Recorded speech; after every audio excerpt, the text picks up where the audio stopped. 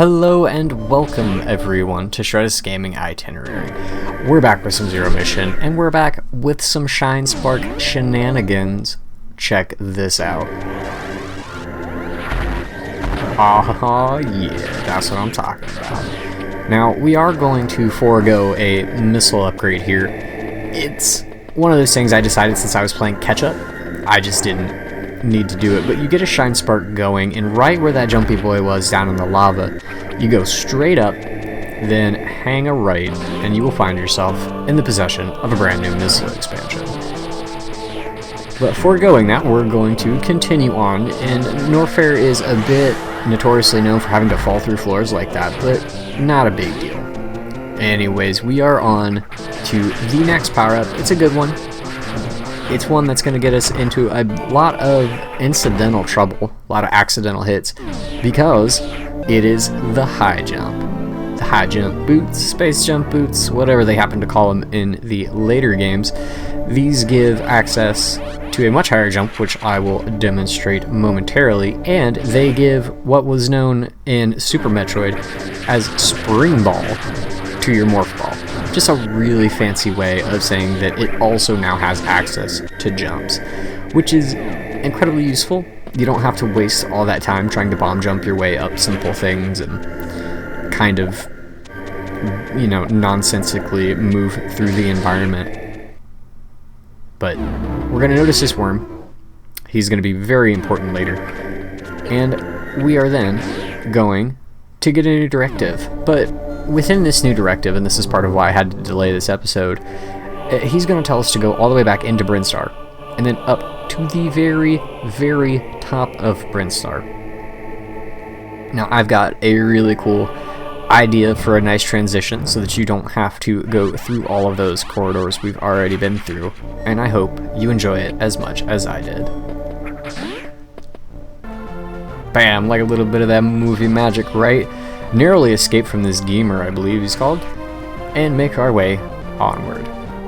This is the point of the game in which we're going to move towards what is honestly, in my opinion at least, the most iconic of upgrades, and that would be the Varia suit. If you're familiar at all with the Metroid series, that Varia suit is the generally orange bits, I guess it was an infusion, that happened to be normally on Samus's power armor. It was in the original 86 Metroid, but not in the incarnation as we fall down the floor, because why not, that you may know it now. Something more akin to, say, the Metroid Prime box art.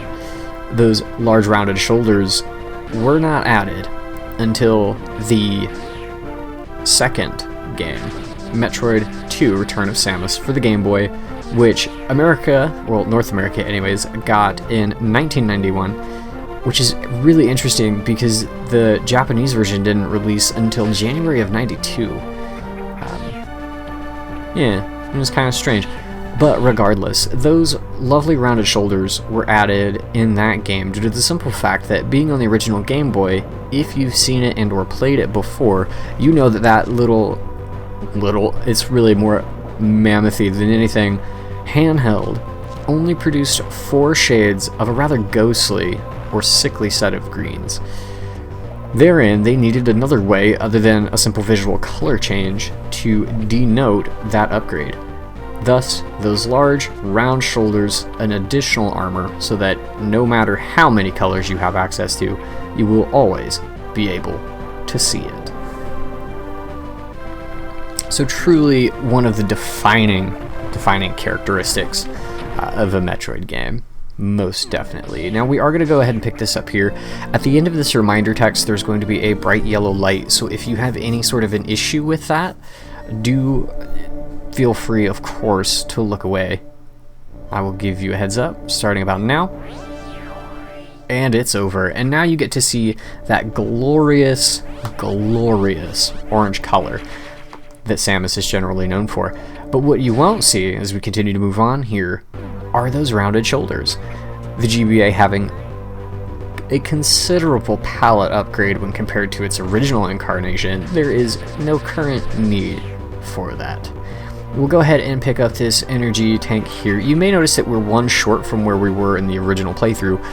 That one that required a massive bomb jump there at the very beginning of the game in one of those very first corridors. I tried it, I don't know, a good 5, 6, 7, 8 times and just could not get my timing down. So I just decided to also forego that.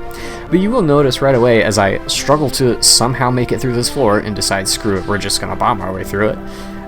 I didn't mean to rhyme there.